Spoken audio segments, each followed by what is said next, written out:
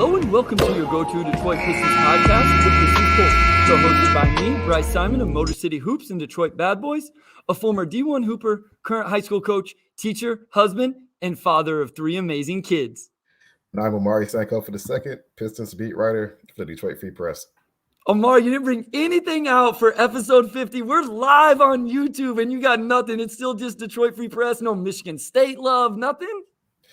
You know what? People are watching this live. I gotta make sure I get through this, man. I can't switch it up too much and lose my train of thought. We have 50 episodes of routine, so maybe episode 51 we can look at shaking the formula up. I want to give the people what they're used to, what they want. I don't want to throw them off for a loop in our first live episode. I can't do that.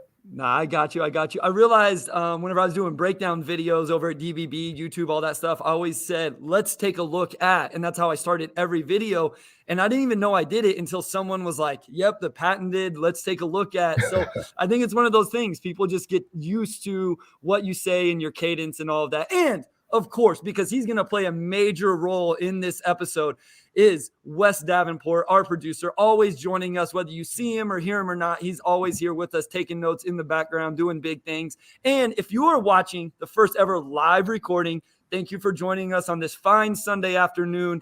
Ask us questions about what we're discussing. Anything you have about the Pistons, any questions for Omari and I in general. If you're a regular listener, you know we love to talk about chips on sandwiches and, our life and everything. It's snowing in Kansas right now. I don't know what the weather's like in Michigan, but this is your chance to get raw reaction and opinion, Omari, because one thing both of us, we prepare, right? So usually we have outlines, we have mailbags, all of that stuff ahead of time. And today's episode, Wes is going to drop a question into the feed, and we're just going to have to answer live and in the moment.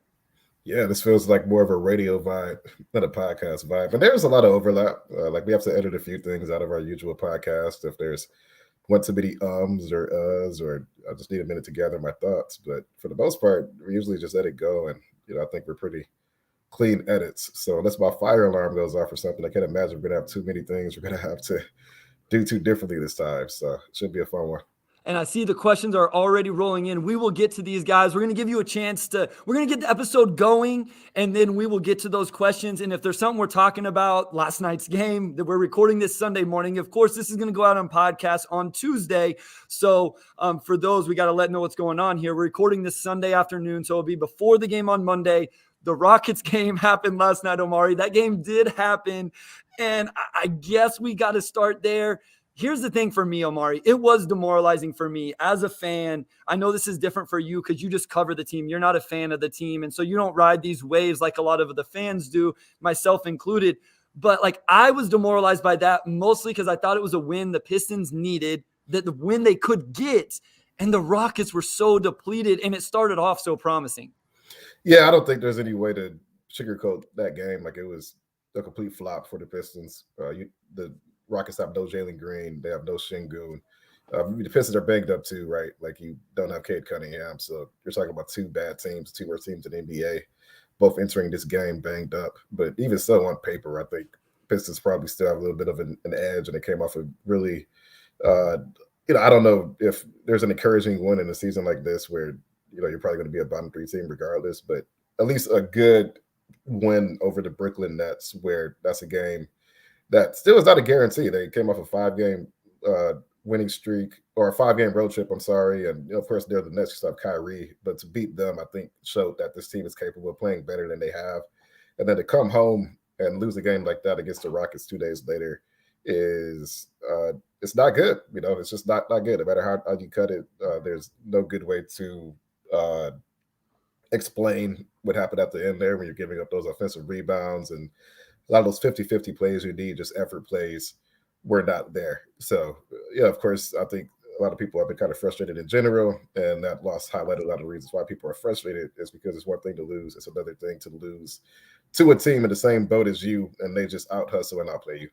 Yeah, that's what was frustrating, right? Like the Rockets weren't even that good. I don't know what the total field goal attempts ended up, Amari, but I know at halftime the Pistons had 10 turnovers, had given up 10 offensive rebounds, and even though they were shooting 50% from the field, 46% from three, and like 90% from the free throw line, the Rockets had got 13 more field goal attempts because of those things. And the Pistons were even active defensively. You know, Jaime came in and was doing what Jaime does, and we'll talk about him. Maybe we'll get some questions about him. I think where I was excited, Omari, is I thought this was a chance for them. And I know the tank race, like I get it. And we'll talk plenty about the draft, and maybe we'll get some questions about that as well. But it was like, maybe you beat the Rockets on Saturday. You have the Luka-less Mavericks on Monday. The Wizards actually have been playing well. But then you had the Hornets coming up after that. I was just like, here's a chance to get some like real momentum. You know what I'm saying? Going into the trade deadline. And I can't help but wonder if maybe this team is such in flux right now. Like, you know, it's been a tough season. You don't know what's going to happen at the deadline. They just want to get through all of this. You know, Bagley, we don't know when he's coming back. Cade's not coming back. It just seems like there's a really weird vibe as they go up and down this roller coaster. Yeah, I think what you fear with a team that's losing a lot and you're in the midst of this rebuild and maybe you're not always sure when things are going to turn around is complacency. You get afraid that guys will just get used to being bad and you begin to see the upside of what you're doing every night.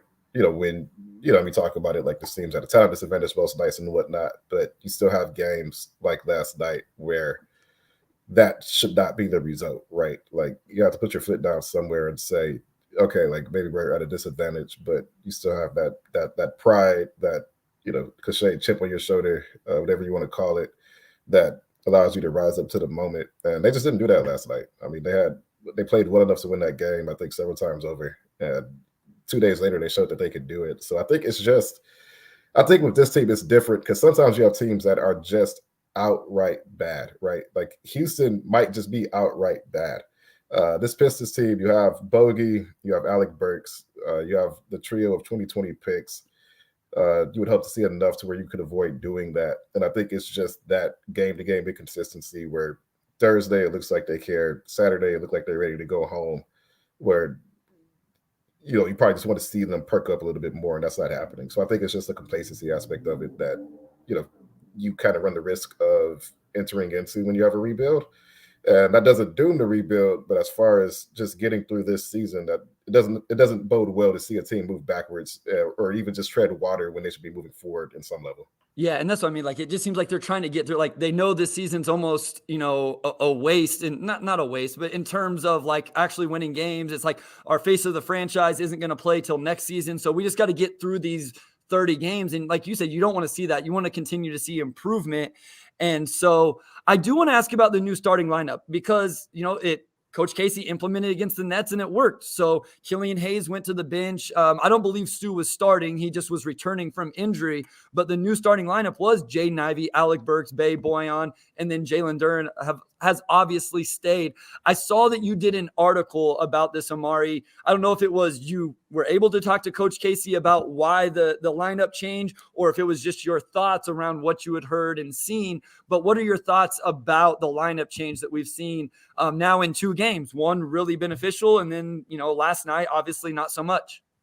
Yeah, I think the bottom line for the Pistons is that they were just not competing.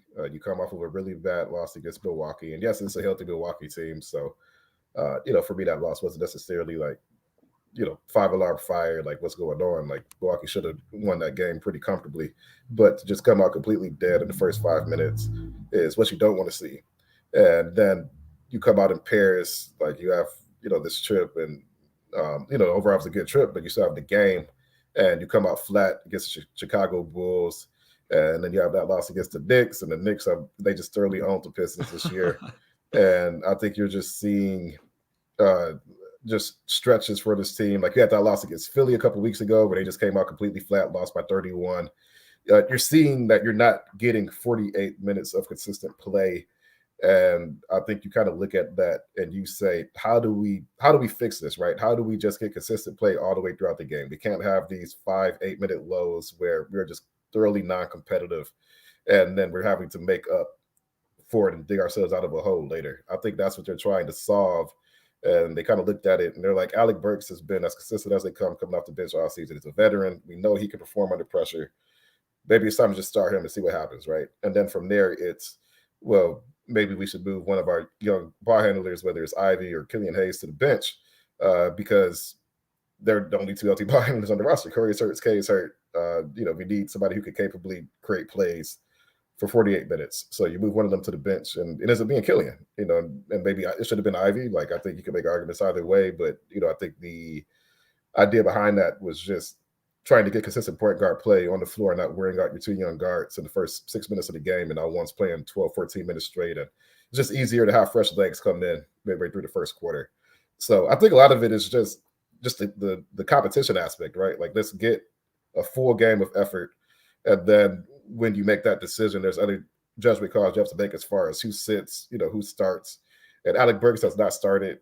And I think just that veteran and that scoring in the starting lineup is something that appealed to the coaching staff a lot.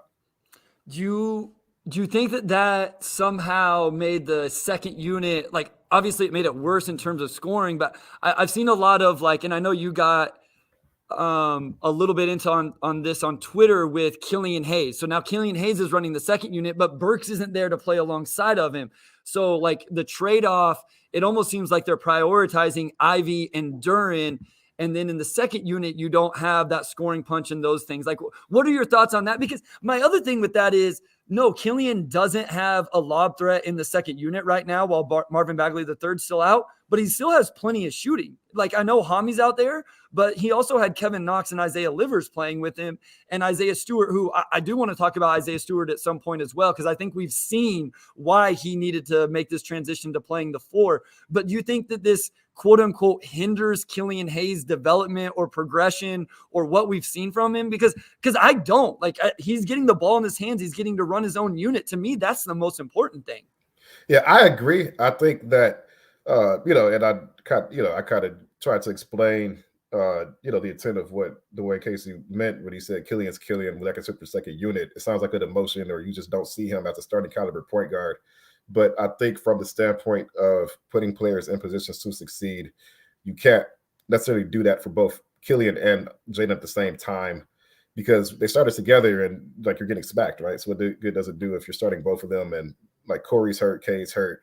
You're not getting that 48 minutes. So one of them has to come off the bench. I think that's where it starts, right? It's not necessarily we want to not reward one of our young guards. It's just we need one to come off the bench because they're the only two point guards. And Ivy really is still growing into that role, right? So, I don't think it was necessarily done. Like, I think some people see, like, maybe malice or negative intent behind that, moving Killian to the bench. And I don't think it's that. I think I agree with you. It's just Killian is the best playmaker on the roster.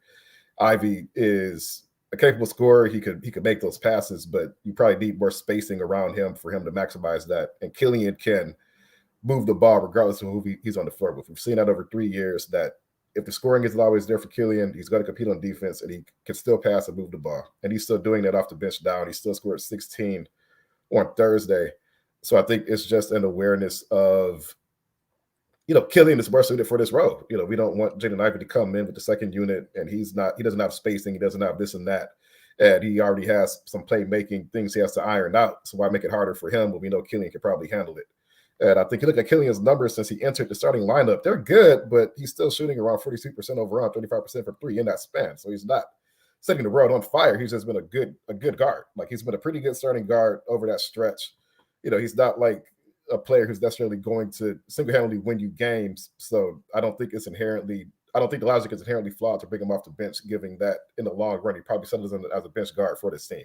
So that's kind of where I'm at with it. If he was averaging like 25 and 10, or he's like hitting all these clutch shots every night, this and that, okay, maybe he deserves to start. Like, maybe there's no reason why you shouldn't bring him off the bench. And even the way he's played, you can still argue that. But to me, he is suited for, bench role the way he's been playing. I don't think that's a knock on him. I don't think that's a deprioritization of his development. I think it's just a reflection of the fact that they need a point guard to come off the bench, and he's probably better suited to do it than Jaden Ivey is. And I think that's all it boils down to. Yeah, I mean, I think we're in the same, and I think that's where the disconnect is. I think Killian has given us a lot of hope, and rightfully so. He's played in so much better over these 30, 40 games that we've seen after the slow start and then his previous 2 seasons. But I think both of us still feel like he settles in as a second unit point guard. And again, there's nothing wrong with that. Like, I think you need a really good backup point guard, someone that can come in and guard the three-point shooting, especially the catch and shoot has gotten good so he can play in the playoffs. Like he may be one of those guys where I think Hamidou Diallo is a regular season valuable player and why I want the Pistons to bring him back next season. Killian may be one of those guys that's better in the playoffs and maybe get more minutes in the playoffs when the game slows down, defense matters more, etc. And we're going to get to all of your questions, especially when we come back for segment 2. So if I know some of you got jumped by the one we got from Jacob, but his applies right here in the moment. He said, Bryce, as a coach yourself, do you believe in maximizing one lineup at the expense of another lineup like this? Or would you rather have more balanced productions from starters to bench? I'll be honest. And listen, obviously I've never coached at the NBA level. The closest I got was a very low low Division One, not even mid-major. I would put my best 5-man lineup to start games. Like that's where I would start with this is who are my best 5 players and how can I maximize my starting lineup? And if Coach Casey and the staff think that that's Ivy, Burks, Bay, Boyan, and Duren, then that's what I would do. I actually disagree with that, Omari, and this will answer another question that somebody asked. I want to see Stu and Duren back together. And I know that's at the expense of the second unit and you want to have a 5-man there. Like I get it. Like play Hami at the 5. I don't care. But I would like to see that. Like my starting lineup right now is if this is what they're going to do with Killian, I would then start Ivy, Burks, Boyan, Stu, and Duren. And so to answer Jacob's question, I do think I would prioritize my starting lineup and then figure it out with my second unit.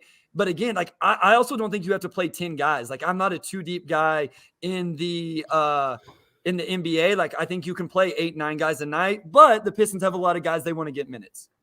Yeah. So you would basically just play Isaiah Stewart over Sadiq Bey, and that would be your main swap for this lineup. Yeah, and I think it serves two purposes, Omari. One, it serves more than two. It gets Stu at the 4. It gets that front court pairing that I want to see. And I think it moves Sadiq Bey to the ultimate role he's going to play with this team, much like Killian, which is coming off the bench. Yeah, and I think that's fair. And I think that, at the end of the day, this roster is just not built to succeed when it comes down to it, right? Like you don't have Cade, and no matter what you do, somebody's not going to be in their perfect role. But I think for Killian long term, he has to show that he could thrive under any circumstance because typically role players in the NBA don't get to dictate whether they start or come off the bench. They just accept the run at their end because they're a role player. If Killian finds another level and he is now shooting like 47% overall, 39 from 3, or he gets to the point to where it would just be absolutely foolish to bench him, I think that's another thing. But let's see if Killian gets to that level first. I don't think I don't think anybody on this team is good enough to have immunity from coming off the bench, and that includes Killian. Like this team has 13 wins. I think Killian's been good. He's been good for about 10, 11 weeks now, and it's fantastic. It's great for him. It's great for the Pistons. But you have 3 healthy guards. 2 of those guys are leading playmakers when I have to come off the bench. Ivy's your 5th overall pick. You put him with the group that has the best spacing and the best vertical spacing with Duren, who he's had great chemistry with over the last week. Like that's really developed pretty rapidly. No, I just don't think it's a knock on Killian at all. I don't think the coaching staff is like, I know in a sense they're deprioritizing him, but I think it's more of a roster circumstance problem than we just want Killian to come off the bench problem. I think when you have a team this bad, it's just natural that you get toy with guys and figure out if you can get something that you don't have out of that lineup previously. I don't even think it's about the bench. I think people just don't like the lineup that's around him on the bench. And again, some of that has to do with injuries. I think if they left Burks on the bench, which then I don't know who you would start, but if you had Killian with Burks, Livers, say Stu and Bagley, I bet people would be fine with it. But like Bagley's not able to play right now, and Burks have to start if Killian doesn't because they don't have another guard. Like nobody wants to see Corey Joseph start, so you can't put him in the starting lineup with Jaden Ivey. So I think that's where, and I do understand this. I don't want to de-emphasize the point of they want Killian to be in a position to be successful. And they feel like if he doesn't have a lob threat, that doesn't put him in a situation where he can be as successful as he would otherwise. I still don't think it's that bad of a situation with Isaiah Livers, Kevin Knox, Hami, and Isaiah Stewart. I mean, really, him and Hami made some huge plays last night. Would they come in and early in the third quarter, Killian banged a 3, and then Hami does what he does. He got a steal and a layup and one, I think, and it started the run that eventually the Pistons took the lead, even though they ended up losing it. So I just don't think that lineup puts him in that bad of a situation where he can't still look like a solid NBA point guard. Yeah, I agree. At the end of the day, it's year 3 for him. I know it took him a little bit longer to get to the points where he needed to get to. This has been a good season for him, but yeah, I just don't like buy into that. At the end of the day, you're a point guard. It's your job to organize and make things happen. He has to show that he can do that. Like if he can't, thrive into his second unit, then there's no reason to think that he's going to be a starter long term. At the end of the day, I think good players figured it out. I think Killian Hayes has been fine. Like I think for him to come off the bench and score 16 and that Nets win was great. He looked comfortable. And then last night he had a team high 7 assists, cut turnovers down. I think Ivy had like 5 assists, 6 turnovers. Like he's still serving that important playmaking role. And if you think he should have finished the game, that's fine. But I think a lot of the problems that caused the Pistons to lose that game had nothing to do with their backcourt at all. Honestly, it was like other stuff that happened on the floor. So, it's been 2 games. Maybe in the week I feel differently about it, but right now I think we're on the same page. I think we both feel like it's a fine situation. It's not on Killian, and probably won't impact his long-term growth if he continues to work and do the things he's been doing this season. Absolutely. We're going to take a short break right here, and then we're going to come back and we're start answering all of these mailbag questions that you guys have dropped in the comments. Thank you guys so much for your engagement. We know we got a bunch, so we're going to start getting to those. Keep putting them in there as we discuss things, but we're going to take a short break, and then Omari will bring us back with our first question. All right. We are back here with segment 2, and we are going to dive into our first question. And Wes, what you got for us, my guy? Yes. So first question. This is from Alfonso Lafort, and I wanted to start this off more on a little fun note. So he says he's going to Detroit from Chile next year. Wants to know when's the best time to come see a Pistons game. That's tough because it's like cold when the Pistons play. So like the best time to come to Detroit, to me is like May through September, maybe October if you have like a warmer fall. So you get some good summer weather, or some good fall weather, or the good part of spring, not the part of spring that's like fake winter. But as far as the best time to see a Pistons game, I would say either right at the start of the season or like maybe toward the end. Like for me, it's just like a weather thing. You're coming from Chile, like you're going to come here and probably anything under 50 degrees is going to be freezing cold. So if you could deal with the cold, then honestly just come whenever. Like everything will still be open. If it's a good game, the atmosphere will be great. I don't think you could really go wrong. If you want to cut out like the really awful part of winter, I would say either as early in the season as possible or as late in the season as possible. Like that whole late November through early March stretch is going to be pretty bad weather-wise, more than likely. Yeah, I mean, if you've seen the pictures from the photo shoot that Omari and I did in November, is that right? Wasn't it November? It was November. Yeah, it was like 30. It was like in the mid 30s. Like you could probably see how cold I am. Like my face is all glossy looking and a little puffy. Like I'm just, like I was struggling that day, but it's all right. It's all right. You could see in the picture Omari shivering a little bit, a tear rolling. It's not because it was an emotional photo shoot. It was because it was freezing. And I remember whenever me and my wife, we came out last season, the first time, our first trip to Detroit, we got out of the airport and it just hit. And man, it was so cold. And it gets cold in Kansas, don't get me wrong, but it definitely hit different. We're coming in April and I'm hoping that it's a little bit warmer. But yeah, if you're coming next season, then, hopefully the team is competing all year long. But I will say, like, it seems like the excitement at the beginning of the year is always really, really cool. And so I would say come out. I've only been to Detroit a couple times. I'll tell you this, Alfonso, both trips have been incredible. The people are so nice. Like everything has been awesome. I get super offended when people, make their comments about the city and different things. Every city has parts of it that are dangerous or whatever, but like I've had nothing but great experiences with the city of Detroit, the people of Detroit. It's been awesome. So you definitely need to make a trip out and visit, catch a game, and make sure you shout out Omari and I when you're there. So what we got next, Wes?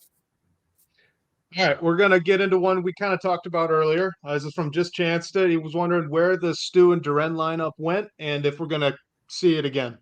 So I don't know if this is Laz or not, but since his son's name is Chance, I'm going to assume, and I may be wrong. So shout out Laz and DBB and their podcast. I know there's a lot of stuff going on right now with Vox Media and SB Nation, all that. So I just wanted to shout those guys out because Laz is big time in everything he does in the Pistons content community. But what do you think, Omari? We talked a little bit about the Stu Duren lineup a little bit ago. Yeah, I think it's actually a lot of the same rationale that goes into Killian Hayes and Jaden Ivey being separated. It's just the Marvin Bagley injury leaves you with really only 2 healthy big men. and they do want to get a good look at Isaiah Stewart and Jalen Duren together. But when they're your only two healthy centers on the roster, well, you also have Nerlens Noel, but I think it's clear at this point that Nerlens is the emergency guy, and if Duren's healthy, he's going to get those minutes, unless he's in foul trouble, which hasn't happened too often, because Duren's actually been improving at a very rapid pace. But anyway, I think when Marvin Bagley comes back, we'll see that lineup come back. I think it's just they don't want to start both of their young bigs. One gets into foul trouble, one gets worn down, and then just from a rotation standpoint, you're basically kind of hopping on one foot the rest of the game. So they just feel more comfortable bringing one of them off of the bench. I also say when they decided to start Duren and bring Isaiah off the bench, there's an acknowledgement that Isaiah can thrive in that role, right? Like he's a year 3 guy.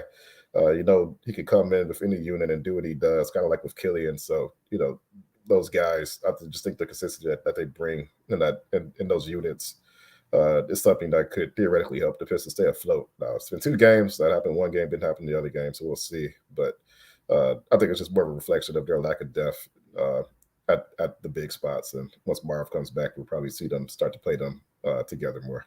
Well, hopefully it speaks to the versatility that Stewart is going to have long-term in terms of being able to come in, play the 4, whether he starts at the 4, if he eventually becomes like the 3rd big on a team, but he can come in, he can play at the 4, he can play at the 5, he could start at the 4. Hopefully that versatility is there.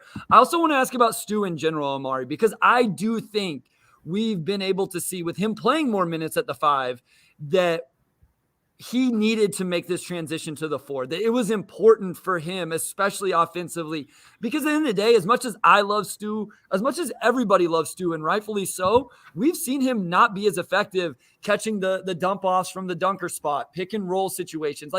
His hands aren't always there. He doesn't have that super explosiveness. I know he can get up and finish them at times, but I just think he's definitely gonna make more of an impact playing on the perimeter as a 4-man, and he can do it as a 5-man as well. But I think this has shown why it was so important for him to develop that perimeter game. Yeah, I agree. I think there's been a little bit of a misconception about Isaiah Stewart's game and what he's good at on offense, where he's like this big, strong dude, and you'd think he would be really good at finishing in the paint, but he's not. He's actually one of the worst bigs in the NBA at finishing in the paint, and that's just because he doesn't really have vertical pop, and that's just he's kind of just standing amongst trees down there. That's not putting him in a position to succeed for him to take most of his shots in the paint. He's an above average mid-range shooter. He's been about average as a 3-point shooter for bigs this season. And even just being average at shooting threes just makes that an infinitely better shot for him than a shot in the paint. If he gets a defensive rebound and a quick tip in, that's one thing. You don't necessarily want him picking and rolling into the paint. That's just not his game. He's a lot better on the perimeter. Defensively, he can hold his own against bigger wings, even switch on the guards here and there. His game's a lot more suited for that. And then you just see Duren, who is nothing but vertical pop, and he can run the floor and he gets to chase down blocks and just does all the traditional big man things. You want him down there, and you don't want him and Isaiah Stewart competing for space. So I think Duren being on this roster and seeing what he does definitely makes it more clear that, Isaiah at the 4 long-term probably is a better fit for him. And if he has to play the 5, cool, but you want him to be able to do both. You know what I feel like? I feel like him and Hami are the complete opposites. Stu looks like he's this strong physical guy, like you're saying, that looks like he should play in the paint, but really he needs to go play on the perimeter, and that game's going to develop. And then Hami is 6'4", 6'5", looks like he should be playing on the perimeter as a guard, but really he needs to be playing as a forward that's dunker spot. I think you could pick and roll with him, offensive rebound, slashing, transition. It's almost like their body types tell you one thing, but their actual physical abilities and skill sets tell you they should play the complete opposite way. And I know we've talked about Hami. I wanted to bring him up just in case nobody asked a question about him, because he's been playing really well. And I hope someone has a receipt about me. I loved Hami when Troy Weaver traded for him, and I left Hami for dead this offseason. I put him out of the lineup, out of the rotation. I was all in on the Isaiah Livers hype train, and I wasn't worried about him getting minutes. And he has proven me wrong for forgetting about him. Yes, it would be great if he shot it better, but again, he is a guy I want to return to this team next year, Omari. Even if he's not in the top 10, he is a guy that in regular seasons, it happened last night. He brought energy that helped that team get back in the game, even though they didn't win. And I think that's going to be important for a team the next few years who's literally trying to win every single night to make their way into the playoffs. Yeah, no, absolutely, absolutely. And it is, and shout out to Hobby too, because I think he's shooting like better than 70% from the floor in the month of January. And yeah, like he is essentially an undersized like power forward, which is Yep. pretty unique in today's NBA, but he's really attacked that role really well. So yeah, all good. I think we could probably get to the next question. Yeah, hold real quick. Let me ask you this. When's the last time Hami shot a three, Omari? Ooh, that's a good question. That's a really good question because I know he's like almost cut them entirely out of his diet this season. I'm just gonna throw out a random date. December 26th. Oh, you went back to January 5th was the last time January Hami. 5th. Yeah. So he's only shot 3 3-pointers in the month of January, and he's 2 of 3. But he hasn't shot one in like 10 or 11 games. He hasn't shot a 3-point. So Yeah. my point is he has recognized who he is as a player, has cut those out of his game, has found a way to make an impact as he scored in double figures in like 8 of those 10 games, 11 games since he hasn't been taking threes. The only thing I wish he would cut out a little bit is his turnovers, but not every player is perfect. So you're right. We need to keep getting to the questions, but I wanted to make that point because I did want to give Hami some more love because I thought it was deserved. Absolutely. Well, on that topic, I'm making an executive decision here. Bring up one that just got put in. It's what would be a fair contract to bring Hami back on next year? Great question, Marty. I mean, so like I wouldn't go crazy as much as I just went through this whole Hami spiel. I would really like a contract similar to the one he just got. What was the one he's coming off of? 2 for 10 with a club option or something like that. Something like that, yeah. I'm not saying like $10 million a year. I'm saying like $5-6 million a year. If you have to give him a player, maybe you can get him for 2 years, player option, something like that, where he thinks he can bet on himself, get back in the market when the CBA and the cap starts to spike here in a few years. I'm not saying something crazy because I don't think he needs to be one of your 10 best players. And I do think the wing forward position needs an overhaul this offseason. I just think he's a guy you want to keep in your organization. So 2-3 year contract, give him a player option, $4, $5, $6 million, something like that. Yeah, I would probably hover around the 5 billion mark. Like I think he's been really good for this team, and he's really capitalized on his role, and probably changed some opinions of him as well. I think along with that, like kind of what he brings you, I think is a luxury in a sense, with the team still like deficient in other areas. So I imagine Hobby on a team like a Milwaukee or like, you know, a team that's got a lot of that stuff fixed. And like he probably is a rotation guy every single game. When he comes in, he's going to play really hard, make energy plays, maybe give you that spark you need. And, you know, I think that there's a role for that type of player in the NBA. I just think in the order of operations, it's probably, you know, a little bit lower, and especially for a Pistons team that, you know, again, it's like the second worst team in the NBA. So that's probably where I would value him. Like I like Hami, like he's always great to talk to. Like he's been great to us. He's fun to watch. You know, I think for what he gives you, that's probably kind of where I fall on that. And you know, if he became like a really strong defender or you know something along the lines of that, it would go up. But I think just as a pure energy guy, that's probably where his value's at. All right, Wes, what do we got next? And next up is from Alex. He's wondering who is the most likely to be traded at the deadline. And we were kind of talking about the lineup change earlier. Does maybe showcasing Alec Burks come into play with that? So I actually think it's the opposite, Omari, because I thought one reason Burks, you know, value may be super high is you see him coming off the bench in the role that he would probably be on a team that would want to trade for him. Do you agree with that or disagree? No, I agree. I think whether he starts or comes off the bench, I think teams are generally aware of what he's been doing. And, you know, I think along with that, like because he's on that team option for $10 million, he has been so good that the Pistons do have interest in winning next season. And you're probably not going to get a first round pick for Alec Burks. It's like, what does it really do for us to get him for like 2 seconds? Or, you know, you deal him for like I'm just throwing a name out there, like a Cam Reddish or somebody who that's a name that comes up a lot with Pistons fans. That comes up a lot. And like, yeah, maybe he's a slightly better defender, but he doesn't give you anything else. So it's like, he's not going to help you win, right? To the extent that Alec Burks can. So I don't think he's being showcased. I think the Pistons are just trying to step out of this rut and, you know, just play better basketball, honestly. And as far as most likely to be traded, like I still think it's Bogey. I just think he is the player that can fetch the most value back, and he is a player that has attracted the most attention.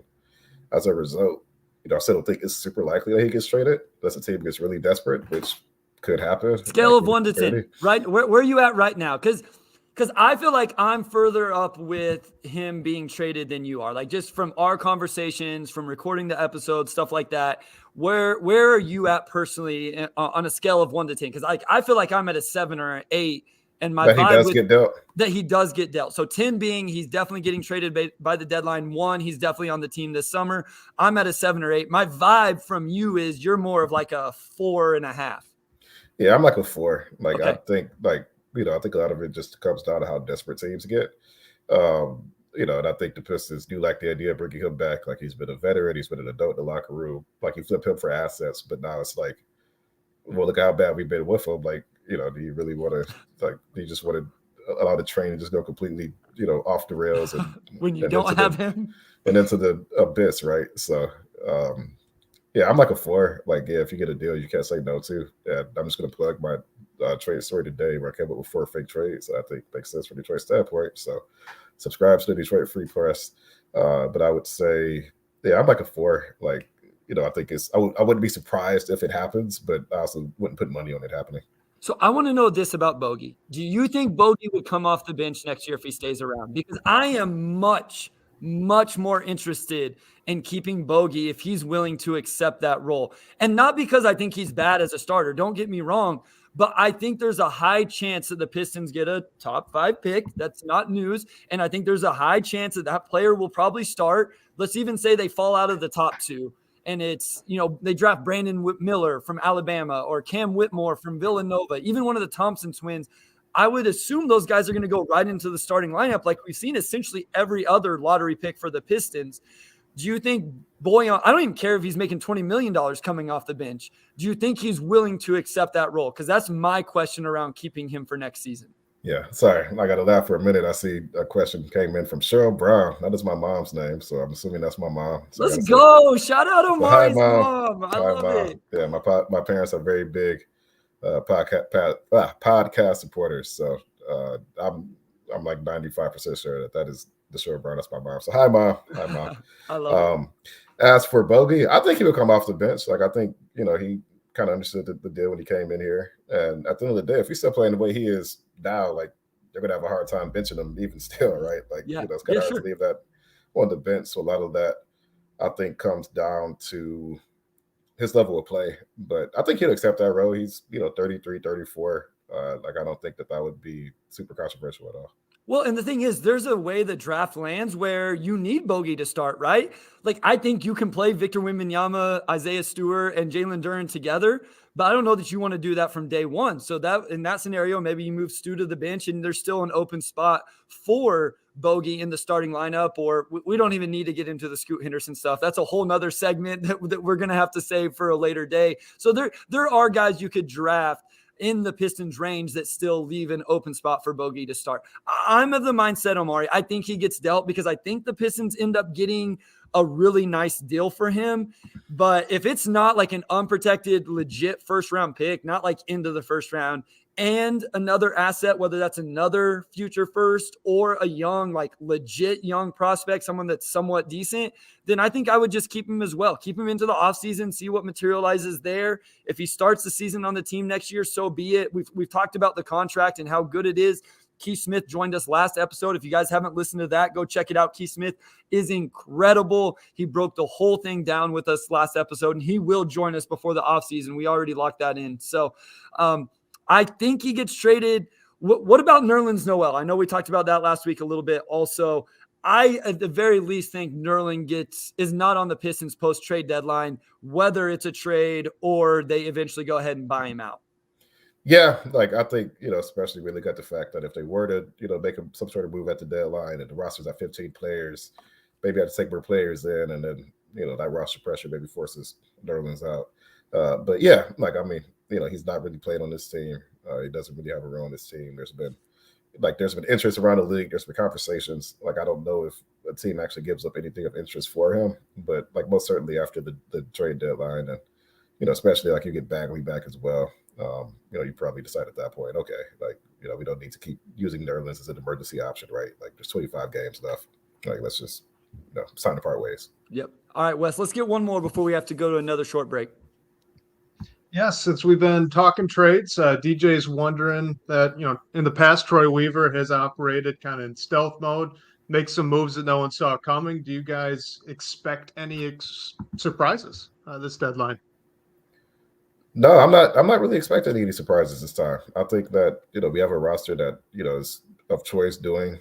These are our players he either drafted or signed or traded for, and I think that it would have to be. I think the organization. I mean, like there is. I mean, it's not breaking news. There's an awareness of this upcoming draft, right? So, do you do anything that's really going to be a measurable thing that like really makes you like a good team now? You can just wait till the offseason to do it, right? Like what I think there's more of a let's get past the season. Like let's Cade got hurt, whatever we were hoping for, hinged on Cade making that leap, and he's not even playing. So a lot of that stuff just hasn't happened. Um, it could just be, and I guess it could be a smaller surprise, right? Like maybe, there's a team that wants, a guy like Corey or Hami and, second round pick or something. Like, I don't know. Like, I'm just not necessarily banking on that. I think it'll be a quiet deadline. And, and if I'm surprised, then well, there you go, right? A surprise trade. But I'm not expecting to be surprised. I'll put it that way. I will say this. I don't have a name, so please don't ask me for one, but I feel like there's somebody out there that Weaver's going to take a chance on. I feel like he's done it every year. Hami, Bagley, even in the off seasons, he brought in Josh Jackson. Like, I feel like he likes these reclamation projects. Some of them have panned out. Some of them haven't. I feel like there's somebody going to end up on the market for one of these teams where, it's a second round pick. Maybe it's he tried to go get Bull, right? And we all love Rodney Magruder. And by all accounts, he's a pro's pro, by Mr. Blaha, what he likes to call it. And he, it didn't work out, but I just think there's something. Like, I feel like there's a name out there. None of us saw the Bull thing coming. The Marvin Bagley, the third thing, had been talked about for a while. I just think there's somebody out there that he's going to go and try and see what happens. And so that's the one surprise I would see. I don't think it's trading anybody off this team. I just think there's a chance he goes and finds somebody from another team. We're going to take a quick break right here. If you have any more questions, go ahead and get them in now, because we are going into our final 20 minutes or so. And for the sake of the podcast, we do have to cut it off there. But we appreciate everything that you guys have asked so far. We got some of your questions in the queue. So if you have any, drop them now. We're going to go to this short break. And when we come back, Wes will lead us off with another question. All right, we're back with segment 3. And first of all, we got a lot of questions. So thank you, everybody who tuned in. Like, we're just like overwhelmed here. So we may have to go a little bit more rapid fire and maybe go a little longer segment 3. But all right, Wes, take us away. So this one we actually got from two people, data-driven Pistons fan and Mark Faust. They're wondering if the Pistons ever applied or thought about applying for that injured player exception for Cade. That was a great question, and that is something that I didn't hear anything about them, applying for that or going through that process. But I can't say for a fact that they didn't. So I'll actually follow up on that and see if there's anything there. I would say the thing about those exceptions is that they don't create roster spots. It's just one. I think they're worth like half the salary of the player who got hurt, right? So if Cade's making 10 or 11, whatever he's making this season, you probably get like half that. And then second of all, it doesn't create a roster spot. So to use that, you have to part ways with somebody else. So my guess is that they probably didn't go through that process, and it's probably just because it's like, okay, got hurt, but who do we cut to, sign somebody else? And at that point, I think it becomes a very different type of math, right? If you get an extra roster spot from it, that's one thing, but not getting that, that probably lessens the incentive for the Pistons to do it, given that they're not going to meaningfully compete for anything this year. Yeah, and I assume there's no like major drawbacks to utilizing that for any reason, but I wonder, like, this would have been a great question for Keith, and I may have to reach out on Twitter or email, but that's something we'll get in the outline for next episode, Wes, and then see if we can address with a little more detail. But I mean, I think Omari broke it down there, because I would have answered it incorrectly. I was assuming that a roster spot did open up with one of those, but it's just salary cap space is all you really get. So not necessarily something the Pistons are really worried about at this point. So, and there is a hardship exception that I think does create a roster spot, and the rules for that are a little bit different. Yeah, this would have been good for Keith, because I am not, like, the salary cap has so many, different aspects to it that there's some stuff you don't even think about until you have to, and those rules are kind of one of those things. So Definitely something we can follow up on in a later So episode. just That's a good question. A quick Google search of the hardship, that has to do when it's multiple players, though. So it's not just one. So multiple players are sick or injured for longer than 2 weeks. And so like that wouldn't really, I mean, even though they have Cade and Bagley, like maybe at some point there was all those guys were, injured together, but it may not have even been 2 weeks. So that probably didn't come into play with this scenario. But those are great questions. I love when we get into like that type of stuff. I love that our listeners are that into the roster construction of the team. So great stuff from Data Driven Pistons and Mark Faust. All right, so next one, this is from Marty Schaub. We were talking about Nerlens a little bit earlier. He's wondering with all the injuries that they have in the front court, why aren't they playing Nerlens a little bit more? Yeah, I think a lot of it is just Nerlens and Duran have the same game. You can't play them together. Like you can play Isaiah and Duran together. You can't play Duran and Nerlens together, and you can't play Nerlens and Isaiah together. But that's going to come at the expense of Duran. So I think it's just. They have Jalen Duran, they want to give him all the opportunities, and he's, improved at a pretty rapid pace. You can play Nerlens, to get maybe a little bit more defense and make the team more respectable now. But long term, those are reps that Duran could get. I mean, yeah, he's a rookie big. Like, he's not going to be great on defense right after that. But those reps help him down the line. I think it's a developmental season. Nerlens, he was, included in the trade with Alec Burks. And, like, he's set up just like a pro. He's been good. When he's played, he's been good. But I just think from an organizational standpoint, they just want Jalen Duran to have that time because he's the guy that's going to hopefully be one of the pieces that turns this thing around eventually.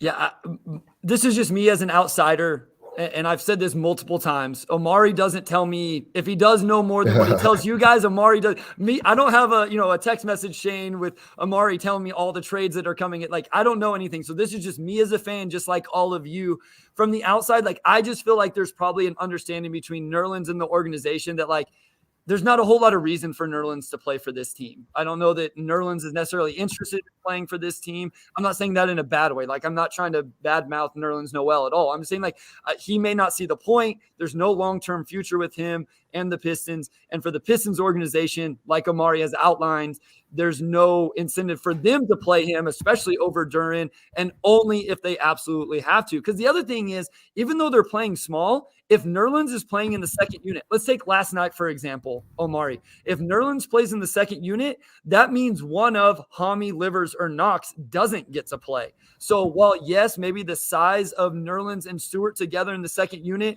would have been better, that means Knox wouldn't have got to play or Livers wouldn't have got to play. And those guys that are guys you're going to prioritize because there's a chance, albeit maybe small, but there's a chance those guys are part of this future of the organization. Yeah, absolutely. You have a lot of mouths to feed. Livers is probably best as a 4. I still honestly think this season's probably given more credence to the fact that Bay is probably better as a 4 than as a 3. You just have a lot of mouths to feed up there, and I just don't. For me, I think this is just a pure acknowledgement of this is not the future of this team. Like these guys are, but needs to dedicate that time to them. All right, Wes, what do we got next?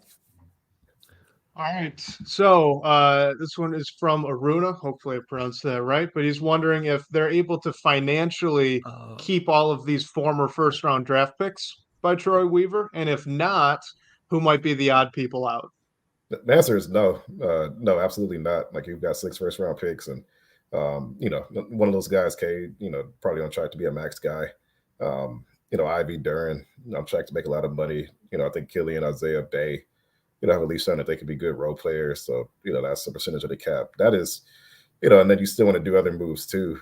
I think it's just pretty rare for a team to be able to keep that many draft picks in a certain span of time, unless some of those guys just flat out don't pan out. Like, if you're the Knicks and you don't resign however many straight first round picks they had until they finally see what to do with RJ Barrett this past offseason, that's one thing. But all these guys are at least NBA players, right? So I would estimate that, yeah, eventually somebody probably gets squeezed out. Like, even if they initially get paid, but you have to trade them later on, eventually somebody gets squeezed out. Who are the odd people out, and does it change based on who gets drafted? Second, well, Bryce, first, I'll let you go before I move on to the first half of the question. Yeah, so I just want to say, if they do, it's either a really, really good thing because they all panned out to as good as possible, and they didn't have to bring in anything from the outside. Like Cade, your number 1, Ivy's your number 2, Duran's your number 3, Stu is a starting 4-man, Hayes and Bay like are players 6 and 7 off the bench, and they all reach like max potential. And all you had to do was re-sign them. You can use their bird rights, you can go over the cap, et cetera, and everything was great. I don't think that's going to happen. Or it was really bad because you didn't have to pay them very much money because they didn't come close to living up to expectations. I don't think either situation plays out. I think what Omari said is what we're going to see in terms of some of them. Cade's going to end up being a max guy, Ivy, Duran, and then some others, maybe even Ivy and Duran, I guess, end up being part of a trade that gets you somebody that's a bigger name, etc. So I think that's probably the scenario that plays out. I love this question. This is a really good question, by the way. Yeah, no, that is a really good question because these are, the team's going to start having these conversations. Having these conversations now in this offseason because those 2020 picks are extension eligible is when we're really going to see that kind of dial turn up on like, oh, okay, these guys are on rookie deals. Like it's time to start making some tough decisions on like financially what makes the most sense for this rebuild, right? So those conversations are really, this is the right time to start talking about it. Like the odd people out, I think some of that does change based on who gets drafted, right? Like if you end up with another wing, then it's like, okay, we have Boogie, like we have Bay, like we have Livers, like, that room starts to get crowded. You got another big, you have Duran, you have Isaiah Stewart, now you have another big, like there's some things to figure out. Like you draft Scoot, right? You just draft Cade, Killian, and Ivy. And that's probably one of the more likely scenarios where you have 4 young ball handlers. And yes, that's a lot of roster spots for guys who all have overlapping skill sets, right?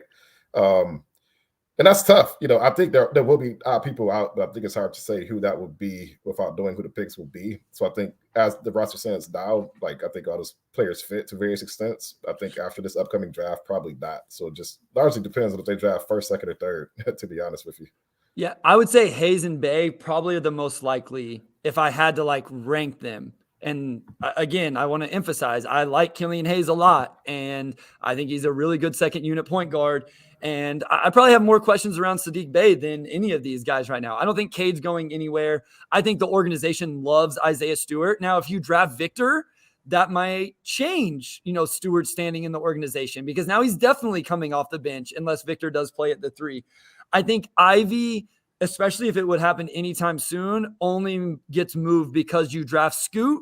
You try to play those guys together. Scoot is a stud, and it doesn't, it's not necessarily working out. I think that's a scenario where maybe Ivy gets moved for a really good player or something like that. But you're right. I still think, and I feel like I know fans hate this. I hate saying it because I feel like we've said it every offseason for 2 offseasons. There's going to be so much learned this offseason with all the cap space, the next draft pick, Cade coming back from the injury. And so a lot of it's still a little bit in flux. But if I had to answer, I would say Hayes and Bay.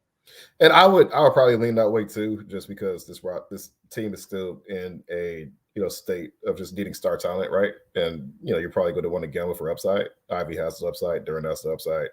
Isaiah Stewart, like he is who he is, but I still think just from a pure defensively malleable big who get 3 standpoint, like he could be your Grant Williams and you need that.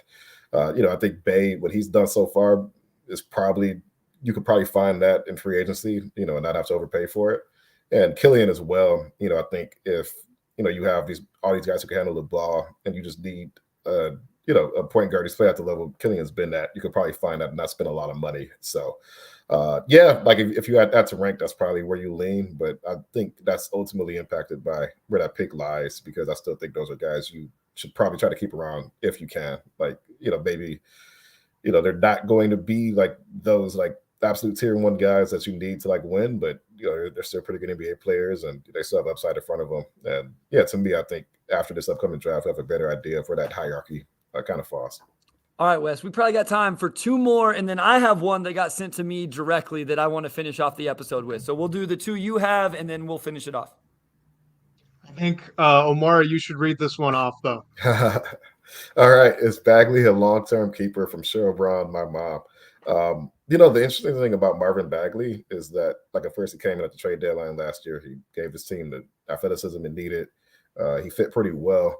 And you kind of get into some of the debate, like where like free agency happens before the NFL, the NBA draft, and the NFL is the opposite. And a lot of times make roster decisions before the draft happens. And I think, when you are able to acquire Jalen Duren on draft night, now you have him and Bagley in the same roster. You have some things that overlap. And the situation that Bagley was got to be signed into changed on draft night, right? So, I'm not speaking for Troy, the front office, when I say that, maybe what Bagley was giving you beforehand changed. Now you have Duren, but just from a person who covers the team, and you can kind of see it straight up, right? Like he has a little bit more of an awkward fit as a big that.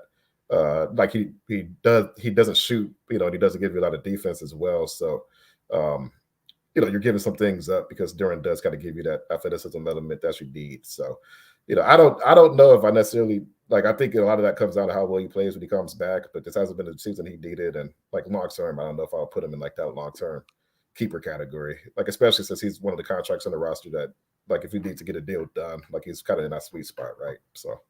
Well, first, Ms. Brown, thank you for the question. You've raised a great young man. Omari's he's a great co-host and a great friend. And thank you for listening. And I do want to shout out my family. If they're still listening, my wife and the 3 kids, Rowan, Raleigh, and Royce, were all watching. I doubt they're all watching because they're 8, 6, and 3, and they don't sit for an hour. But shout out to them. Mrs. Brown, I do not think he's going to end up on the team long term. I think he gets moved as not a salary filler because he is a valuable player, but he has a $12 million contract that I do think ends up being part of another trade. And I want to speak to your point. That's really interesting, right? As an NFL fan, I know I cover the Chiefs, or not cover the Chiefs, but I'm a Chiefs fan. Sorry, Lions fans. But it is interesting that you get the draft and then free agency in the NFL, and you kind of get to fill holes here and there, and then you get to go in free agency. In the NBA, the opposite way is kind of weird. And I can't imagine the Pistons really thought they at least didn't know they were going to get Jalen Duren, right? As high as they were on him, there's no way they really expected that they were going to be able to get him because they walked away from that draft like it was a dream draft. And so it probably made sense. We better lock Marvin Bagley III up because we're going to take Jaden Ivey. And, as much as we give Troy Weaver credit for the move he made, the Grant trade and using that pick and the cap space to get Jalen Duren, there's no way, or maybe there is a way, I don't know, but it doesn't seem likely that they knew 100% they were going to be able to get Duren. So I do think it kind of changed things up quite a bit whenever that fell in their lap. Yeah, I think so. I think a week in advance, they probably didn't know that Duren trade was going to happen. A lot of that kind of materialized on draft night. And I don't think you can play Bagley and Duren together at all. No. Also, some of it is that, somebody mentioned this in the comments that Duren, I'm trying to read the YouTube comments a little bit more and going back and forth. But that Duren, I don't think people necessarily expected him to be a pretty good starter this early into his career either. He turned 19 2 months ago. So, it's a lot of things that have happened that you can't really predict when you sign Marvin Bagley. And, I think what was previously an environment he could thrive in is now, you've got this young athletic big man who's clearly the future. So, something's got to give long term, right? So I'll be curious to see how that shakes out. But he doesn't strike me as somebody that they could keep long term, just looking at the priorities of the roster as a whole. All right, Wes. One more from the chat. Last one from the chat. This is actually one we were thinking about talking about anyway. So nice. Curious to get the thoughts on the team's body language and, the visible frustration just about most of the guys and also the usual suspects. He says Hami, Bojan, and Ivy for that. So this goes back to the Rockets thing from last night that I did want to mention. And that's what I think made that loss even worse was you could see how dysfunctional the Rockets were. You could hear on the broadcast for whatever reason and I don't always listen to the audio, but last night you could hear dudes yelling at each other. When Livers poster dunked Bruno, I think it was Garrison Matthews was like, help Bruno. I was like, bro, you just left him out to dry to get posterized by Isaiah Livers. JSJ got a block and you heard, his trash talk, but you could just hear dudes yelling at each other and how dysfunctional that was. I do want to talk about Jaden Ivey specifically. And I don't think this is an overall a bad thing, Omari. I don't think players who wear their emotions on their sleeve is a bad thing. I love emotional players. The game, all sports, all things in life. This podcast brings out emotion in me. I'm sure my heart rate is way higher over the last hour than it was, 2 hours ago, or it'll be later today. But you have to be able to control that a little bit. And with Jaden Ivey, I feel like when it's going well, he's a lot of fun to watch. But when it's going bad, Omari, the body language stuff is really, really bad. And it obviously rubs some of his teammates the wrong way. I'm not saying it's like, oh my gosh, you have to trade him. I don't want to like make it too big of a deal. I think it'll actually be better when Cade is around and you have that leader. But I do think it is just something to mention and something to monitor. Yeah, I agree. I think it stands out more now because we hadn't seen a lot of that, up until this season. So you add a player who does wear his muscles on the sleeves a little bit more, and it sort of contrasts with, I think, what people have gotten used to watching. So I think that's part of it. And then, of course, we have one guy who acts out a little bit more. Other guys are going to react, and then it's like a chain reaction, right? But we just hadn't seen that as much. So, like, that has we kind of do this season. I would say one, I do think they're frustrated, because they've been losing. So, I think that's just the natural consequence of using is that guys are going to get frustrated. It was funny sitting, like our media seats like kind of behind, like the rim at the LCA, and like we were hearing a lot. Like it was just like it was like loud, and it was just kind of funny how just much more emotive the Rockets were as a team, even compared to the Pistons. Like the Rockets were like a lot more, and like there was like the Eric Gordon quote from like a few weeks ago, like we're not a better team, right? There's some stuff going on there that you haven't seen in Detroit. So the bottom line, like it's year 3 of losing. Like guys are getting frustrated. Like I think that is just sort of natural. I don't think I've seen anything that makes me like, if I were a fan, like I would worry, right? Like I think I've just seen like the normal amount of frustration when you're losing. Like I think if guys were like doing like a merry-go-round in the middle of the court when you're doing all this, that's probably a worse sign than guys getting mad at each other, right? So like losing wears thin. Ivy wears on the sleeve. It is what it is. Like I don't necessarily see it as like a sign of dysfunction, but guys are frustrated. Guys are frustrated. It's year 3, and I think that's why we're seeing some lineup changes and things like that, because it is starting to wear thin much more than maybe at this point last season or the year before when you were earlier into this process. Yeah, the only thing I will say, and I text Wes about this a few games ago whenever I actually had a tweet about it, is I would rather not see the passive aggressive stuff. I don't like the palms up, the hand, the body. Like if you want to call Jaden Ivey out for not playing hard, then get in his face and yet, talk to him about it. Or, for Boyan not helping, whoever it is. Like I just would rather him see that, like vocally express your frustration, and it doesn't have to be on the court. And maybe it's being done in the locker room. There's so much of this stuff that we as fans have no idea what's going on. You see a little bit more of it, but even as a beat writer, you don't have complete access to it. So there's a whole lot of conversations in coaches' offices, in locker rooms, at practices that we don't really even see. So I do have to ask, because it happened last night. Did you see LeBron's response? Yes. Okay, so I want to be clear, because I'm going to be labeled a LeBron hater. But it was an egregious miscall. It was 1,000% a foul. He 1,000% should have been upset. It was a little much laying down in the middle of the lane for 30 seconds as your team's getting prepared for overtime. That's all I want to say. Yeah, and that's and I think you look across the league, and again, like it stands out here because the Pistons haven't been doing it, but they're like. Across the league, a lot of guys are and LeBron's done that over the years. Like that was probably a more extreme example, but that's something he's done over the years. And he's not the only one. Like a lot of superstars are very, dramatic when it comes to that stuff. Luka, so, like I love like Luka. Oh, come on. Like Luka does it a lot, man. And then Pat Bev brings out the camera and so I don't. All right, I got to get to this one. So Sean Corp, editor over at DBB, he messaged me. He said his home internet went out, so he had to leave. But he had this question. What's the best part of working with Wes after 50 Pistons Pulse episodes and many more before? So I just want to, and he knew you wouldn't put this up, Wes. So everybody make sure you check Wes's reaction out right now. If you aren't watching this on YouTube, just go, this is about a little over an hour into the episode. So go check it out. Wes has been incredible. I won't get into the whole backstory. He reached out whenever I lost my original co-host at Motor City Hoops. I didn't know what I was going to do. Things progressed. We've become great friends. We've been able to meet in person. Him and Omari now have a friendship. He's incredible. You guys don't give him enough credit. We don't give him enough credit in shout outs. Make sure you follow him on Twitter. He has his own great takes and thoughts around this Pistons team. But the Pistons Pulse would not be what it is without Wes doing the outline. Like he saves Omari and I so much time. We essentially show up and talk Pistons. Wes does everything else behind the scenes. And I just want to say 50 episodes. This has been even better than what I could have imagined. Like, I was so excited when Omari actually responded to my request, 12 months ago. The fact that it's turned into what it is, that we're live on YouTube right now, recording with the backing of Detroit Free Press, with a Pistons beat writer. I know Wes and I talk about this all the time. It's extremely surreal for us. But even more than just the podcast, the friendship with Wes, the friendship with Omari, I can't emphasize it enough. Like, it's been an incredible ride, and I can't wait for 50 more episodes. Yeah, I mean, we always shout out Wes at the end of our podcast, and you guys, hear his voice pretty frequently. But Wes is the engine for the pod. Like, he keeps us in line, he keeps us organized.